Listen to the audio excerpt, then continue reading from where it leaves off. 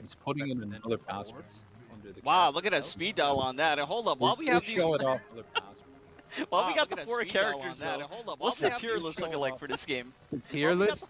It's What's the tier list looking like for this there's game? some small tier list contention, but it's pretty standard. So the general consensus is that Mei-Ling, Tessa, and Leo are all kind of around the same strength. Some say Mei-Ling is a little weaker. Some say Leo's a little stronger. Something like that. They're roughly the same kind of strength. And then Kenji, the coolest looking dude that I love to play. He's unfortunately a tier or two below the rest of the cast. He's a bit weaker in comparison. But same as the rest of the cast, when he has the meter on deck, he can pump out the damage. Oh, we're getting a little bit of an echo. A little bit of feedback there. I think maybe from Art. Oh, yeah, I see it. Got you. I think maybe from Art. But yeah, I mean, it's cool that like, because this game should be relatively easy to get into in that sense, right? I mean, not only do we have the primer video, but there's 4 characters. You know, there's not a whole ton of matchups to learn. Now there's definitely nuance to the matchups, but it's like, sure, you only need to see 4 of them. So you see there now.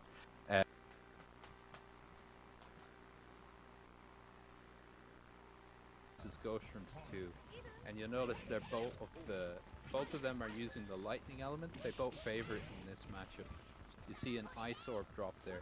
The players can freely change the element of the orb whenever they get the chance there.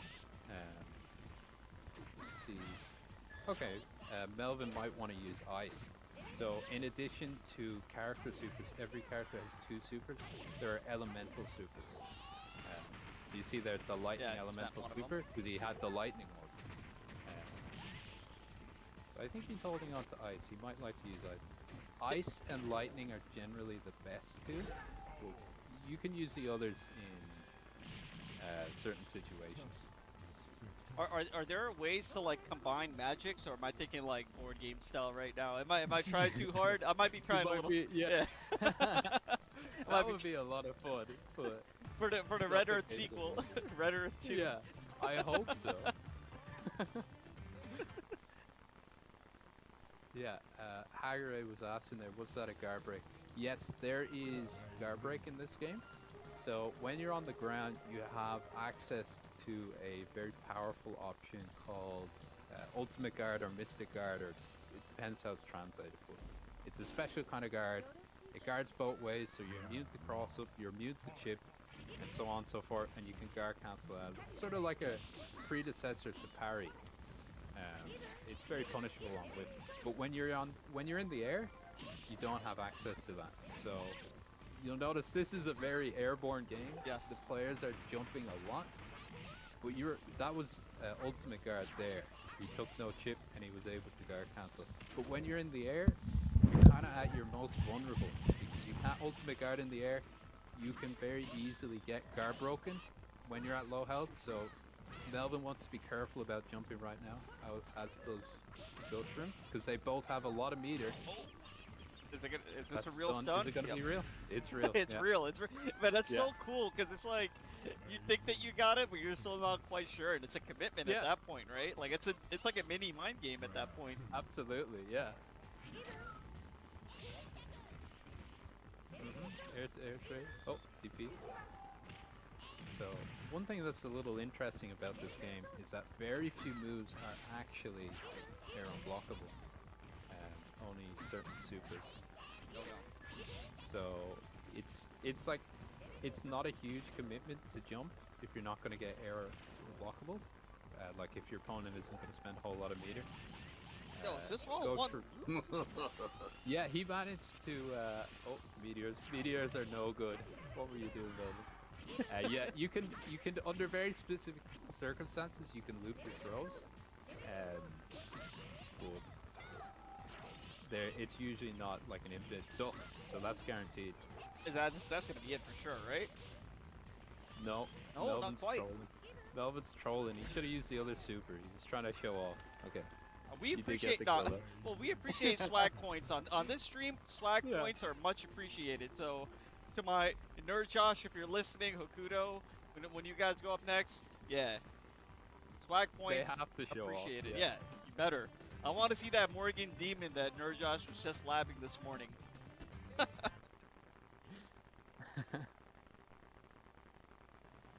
Yeah, it's looking close. It's. Oh, he nearly went to Kenji there. That would have been. Yeah, that would have been an instant reset. Instant, yeah. Now, is there like you know, this game has a different name in Japan, as do many other of the Capcom fighters. Warzord. Yeah, Warzord. Is there like, you know, is your community also tied in with the Warzord community? Are there differences between the two games apart from the titles? Because sometimes there'll be like different, like very minor changes in the game, but is it something that you know or you share? Yeah, so Warzord, we haven't really found changes other than the names characters use. So, for example, Tessa in Warzord is called Tabasa. I forget what Mailing is called. Kenji's called Mercuro. Leo still. But besides that, as far as we understand, it's kind of the same game. Or Tao, yeah, that's it. Tao, that's Mayling's name in Warzord. In terms of a Warzord scene, we actually haven't found any evidence of a Warzord scene. Before the Discord kind of came around, I don't think we never even found footage of tournaments being held over there. So if anyone has like a video on Nico video or something, like a tournament held a decade ago, I'd love to see it. But we haven't seen anything like that, just some sort of arcade runs of the game. Well, I was mentioning earlier that Hyper Street Fighter 2 is pretty big on the Japanese CFC scene. Like a lot of the top SC players are on that, so it could be that there's a, you know, Warzord scene kind of, you know, are re-emerging now on there. Yeah, I think I would love to do that. Our next commentator is actually from Japan and might be able to shed some light on that. Oh, sorry. Really? Yeah, sorry. A little bit of a, I guess, segue on everything. We'll go back to the match now. My apologies. That would be amazing because with a game like ours, we find that we kind of need to keep moving ahead. We're a small scene. We're with, you know, a kind of small unknown game. So if you leave it set too long, it's just going to sit still and it's going to go nowhere. So when something like that happens, you need, you know, external influence like a tournament or very, very thankfully a port of this game coming out. So we've got a little more, you know, gas that we never thought we'd have just with this coming out again to home consoles. So I'm very happy to see attention picking up for this game again. We do run tournaments ourselves quite regularly, usually twice a week, or every 2 weeks rather, that kind of thing. So if anyone is looking to check out more Red Earth content, have a look in our server because we have tons of tournament bots and the like.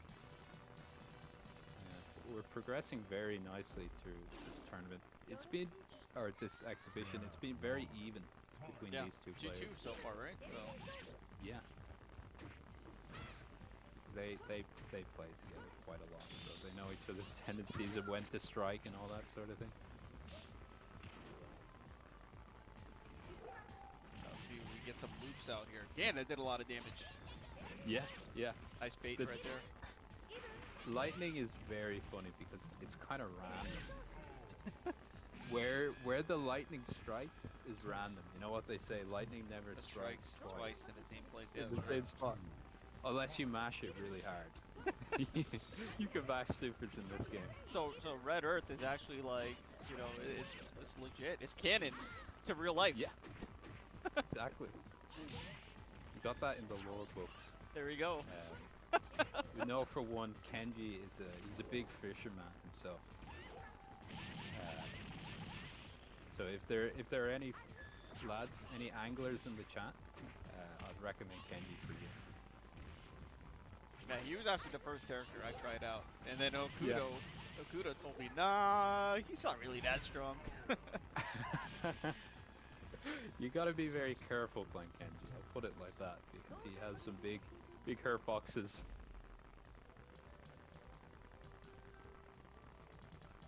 Now, do all the players pretty much have these codes memorized? Oh yeah, 100%. You're putting them in like every time you go to play. So you gotta know them. Yeah, well, watch how fast you're gonna dial it in. So Yeah. this is the code to get all the moves, guys. If you don't input these codes, you don't get the entire command list. Yeah. So in ranked mode, it will have codes in by default. So if you hit no, it's gonna stick you in level 32 anyway. But I know for one, GhostShroom is putting in the code because you see next to him he has his wand, right? That's called the Sun Staff, and that's an extra special kind of reward for playing the game a lot in the arcade mode. So the regular code that Capcom provides you with doesn't have the Sun Staff. The Sun Staff doesn't do anything different. It just looks cool. I'm showing you. There's nothing like that for Mailing. And he killed with fire. Possibly quite disrespectful, I have to say. But it looked like he managed to get the combo there, so I was saying nothing on it. I think another interesting thing I'm gonna have to subject chat to. Yeah. Is our notation for this game. We do it a little different. So our notation is inspired by the password system. Oh, so boy. what we would call light punch, we call it 1, right? As in 1 on the password. Right. And then a roundhouse kick, heavy kick would be 6. How do you do directions then? We do it the same as Street Fighter, so like quarter circle forward or DP. So you'll often hear people saying like DP3 or jump 6 or you see there that was crouch 6, it was crouch 2, and so on and so forth. So that's something learning another language out here. Yeah, that was just something funny. When it was found out that there wasn't really much by way of a Japanese scene that we could find anyway, we went at it like, well, now we have the opportunity to make our own notation system. Let's make a mess of it, just for the fun of it. And somehow it's managed to stick. It is surprisingly practical in the context of the game. Now that's also cemented in the Red Earth lore. That's cool. Yes, yeah. Speaking of Red Earth lore, this stage they're playing on is actually Mailing stage. So Melvin should have a home field advantage. He's having trouble with the zoning, unfortunately. Yeah, not right now. GhostShroom holding it down. Yeah.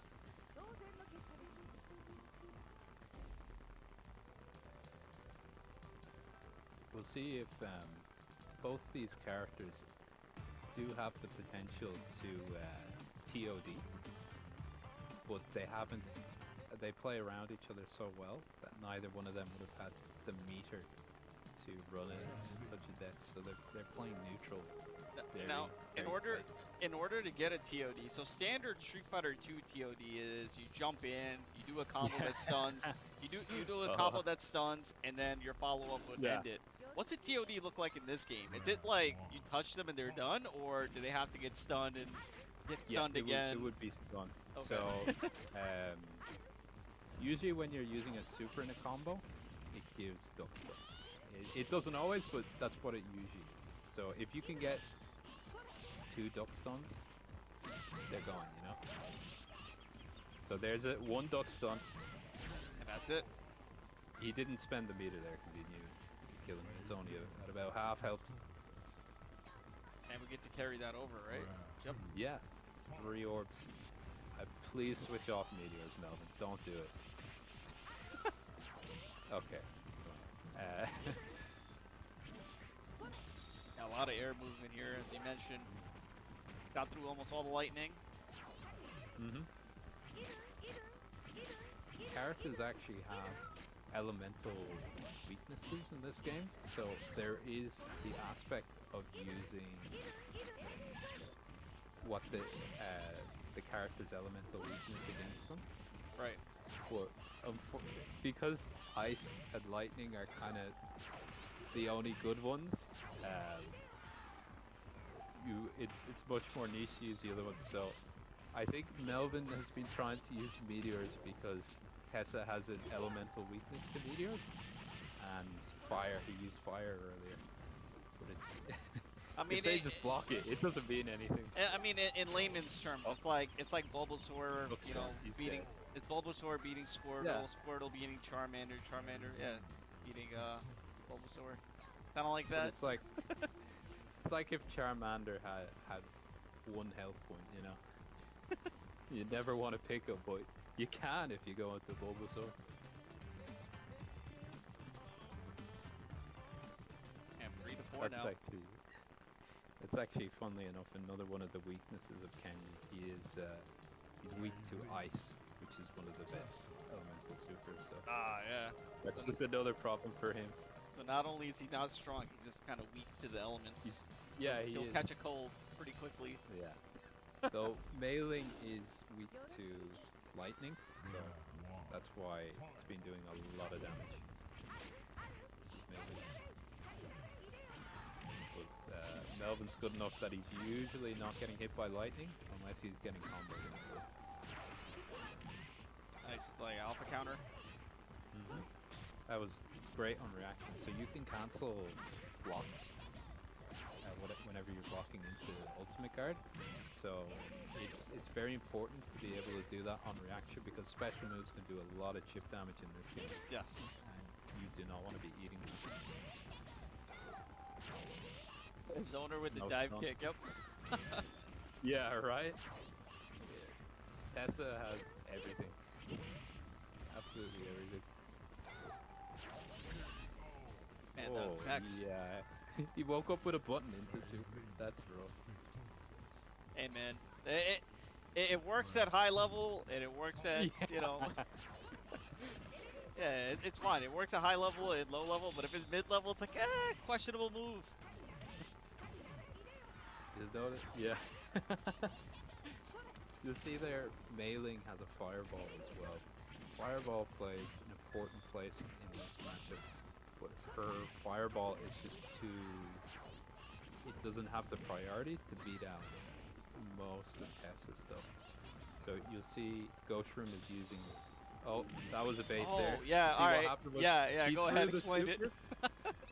So that super, that tricycle super, he can delay when that comes out by holding down the button. So he waited for Melvin to ultimate guard.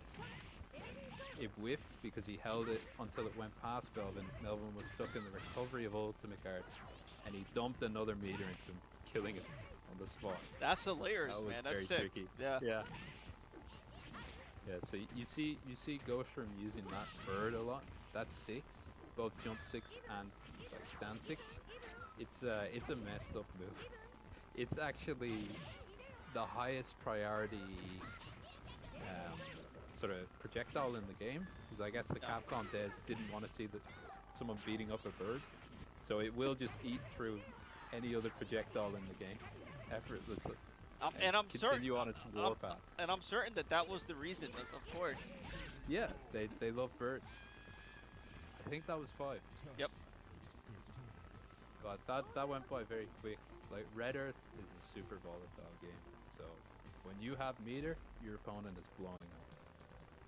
Alright, so GhostShroom's gonna do it.